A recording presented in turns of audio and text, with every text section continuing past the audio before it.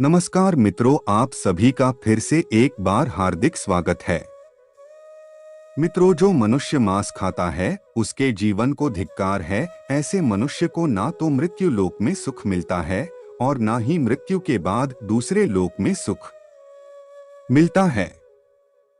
साथ ही स्कंद पुराण में एक प्रसंग का और वर्णन मिलता है, जिसके अनुसार जब एक बार सभी देवतागण काशी पहुंचे तो उन्होंने देखा कि एक बाघ जैसे हिंसक पशु भी वहां घास खा रहे हैं।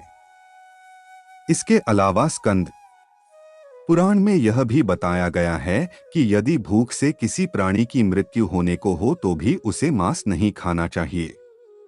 इतना ही नहीं है, स्कंद पुराण के अनुसार भगवान शिव उन लोगों की भक्ति यह पूजा कभी स्वीकार नहीं करते जो लोग मांसमदिरा का सेवन करते हैं। स्कंद पुराण के अलावा वराह पुराण में भी इस बात का वर्णन मिलता है, जिसके अनुसार भगवान विष्णु के वराह अवतार पृथ्वी देवी के पूछने पर कहते हैं कि जो मनुष्य मांस का भक्षण करते हैं, मैं ना तो उसकी पूजा स्वीकार करता हूँ और ना ही उसको अपना भक्त मानता हूँ। साथ ही भगवान विष्णु के वराह अवतार पृथ्वी देवी से यह कहते हैं कि जो मनुष्य मछली या दूसरे पशुओं के मांस का सेवन करता है, मेरे लिए उससे बड़ा अपराधी और कोई भी नहीं। इसके अलावा भगवत गीता में भगवान श्री कृष्ण ने यह भी बताया है कि मनुष्य को क्या खाना चाहिए और क्या नहीं। भगवान कृष्ण के अनुसार मांस एक तामसिक भोजन है, जिसके सेवन से मनुष्य की बुद्धि क्षीण होने लगती है और मनुष्य अपनी इंद्रियों पर से नियंत्रण खो देता है। उसके बाद मनुष्य ना चाहते हुए भी कई तरह के अपराधों का भागी बन जाता है, और ऐसा मनुष्य जब मेरी पूजा करता है या मुझे याद करता है तो मैं उसके पास नहीं जाता हूँ। इसके बाद भगवान श्री कृष्ण गीता में कहते हैं कि मांसाहारी भोजन राक्षसों के लिए है, न कि इंसानों के लिए। भगवत गीता में भगवान श्री कृष्ण ने आहार को 3 भागों में विभाजित किया गया है, जो कि राजसिक, तामसिक और सात्विक भोजन है। जिसके अनुसार सात्विक भोजन लंबी आयु देने वाला, मन को शुद्ध करने वाला, बल बुद्धि प्राप्त और तृप्ति प्रदान करने वाला है। हिंदू धर्म में मांस खाना सही है कि नहीं, इसके बारे में कई लोगों को भ्रम है, और इसका मुख्य कारण यह है कि लोगों को धर्मशास्त्र में वर्णित ज्ञान का ना होना। कुछ लोगों का तो यह भी मानना है कि वेद मांस भक्षण को डोट जायज बताता है, लेकिन यह सच नहीं है।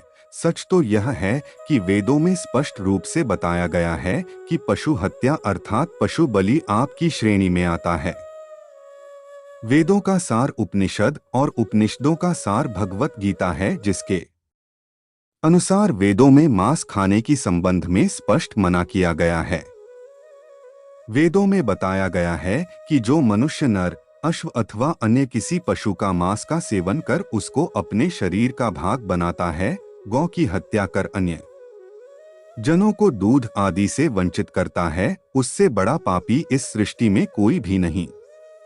यजुर्वेद में बताया गया कि सभी मनुष्य को परमात्मा के सभी रचनाओं को अपनी आत्मा के समान तुल्य मानना चाहिए, अर्थात वे अपने जैसे हित चाहते हैं उसी तरह अन्य का भी हित करें। अथर्ववेद में कहा गया कि हे मनुष्य, तुम चावल, दाल, गेहूं आदि खाद्य पदार्थ आहार के रूप में ग्रहण करो, यही तुम्हारे लिए सबसे उत्तम और रमणीय खाद्य पदार्थों का भाग है। तुम किसी भी नर या मादा की कभी हिंसा मत करो। वह लोग जो नर एवं मादा भ्रूण और अंडों के नाश से उपलब्ध हुए मांस को कच्चा या पकाकर खाते हैं, तुम्हें उनका विरोध करना चाहिए। इसके अलावा ऋग्वेद में भी बताया गया है कि गाय जगत की माता है और उनकी रक्षा में ही समाज की उन्नति है। मनुष्य को उनके समान सभी 4 पैर वाले पशुओं की रक्षा करनी चाहिए। वहीं गरुड़ पुराण में भगवान विष्णु पक्षीराज गरुड़ को एक कथा सुनाते हुए कहते हैं कि जो मनुष्य मांस का भक्षण करता है या फिर मदिरा का सेवन करता है, उसकी भक्ति या फिर पूजा कोई भी देवता स्वीकार नहीं करते, और ऐसे मनुष्य को ना ही कोई देवता मदद करते हैं। इसलिए मनुष्य को चाहिए कि वह सात्विक भोजन करें ताकि उसके जीवन काल और मृत्यु के बाद भी ईश्वर का शरण मिल सके। आगे भगवान विष्णु कहते हैं कि जो मनुष्य स्वाद के लिए दूसरे पशुओं की हत्या करता है, उसे मृत्यु के बाद पशुओं की उसी योनि में कई जन्मों तक भटकना पड़ता है और वह भी उसी तरह मारा जाता है जिस तरह खाने के लिए उसने पशु को मारा था। इसलिए मित्रों, यदि आप पूजा या फिर ईश्वर की भक्ति में विश्वास रखते हैं तो फिर मांसाहार का सेवन करना बंद कर दीजिए। वैसे भी मांसाहार भोजन को वैज्ञानिक रूप से उचित नहीं माना गया है। यह मनुष्य को कई तरह के रोगों से भी ग्रसित कर देता है।